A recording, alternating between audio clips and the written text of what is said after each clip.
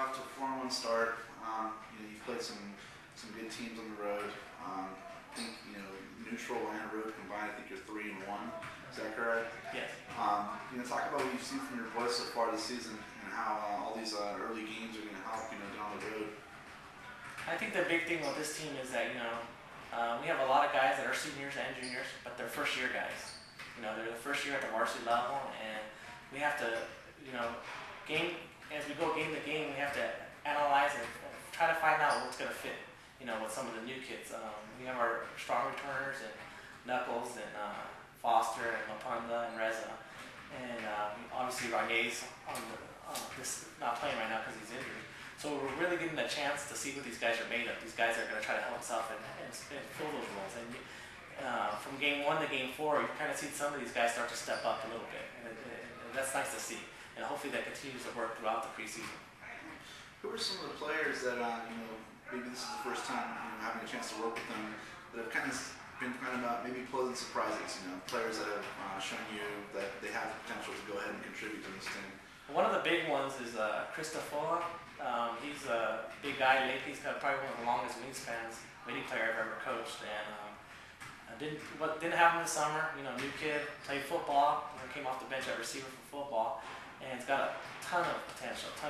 And he slowly but surely is starting to understand how to play the post and how to play the game, and he could be a big force for us down the line if he continues to improve. We talked yesterday briefly after the game about how you had mentioned that WAC is not just the one goal this season. You feel like you have the potential to go farther and to get these boys to play some tough teams in the playoffs. What are some things that you guys are going to be working on, building towards WAC season and eventually, hopefully, to the playoffs? Well, I think the big thing is that we have to become a better team defensive team. Last year, we were a very good team defensive team, and this year we got most of our scorers back. We lost our defenders, and the Samanos and the Kragers that we had on the team last year, the Josh Hams, those types of guys that defended well for us last year. And what we need to do is make our guys that can put the ball in the Kent Fosters, Justin Knuckles, and Felix, make those guys better defenders. And I think that's really our goal throughout this preseason, for us to be consistent and win games not only in the playoffs but have a chance at a WAC title. We have to defend a little better, and I think that's really our focus of our practices, is team defense. All right, maybe last question. In regards to the WAC, what do you know about some of these teams? I was just reading today online about Orson was actually undefeated, early on, in this non-conference games. What do you know about some of the teams in the WAC?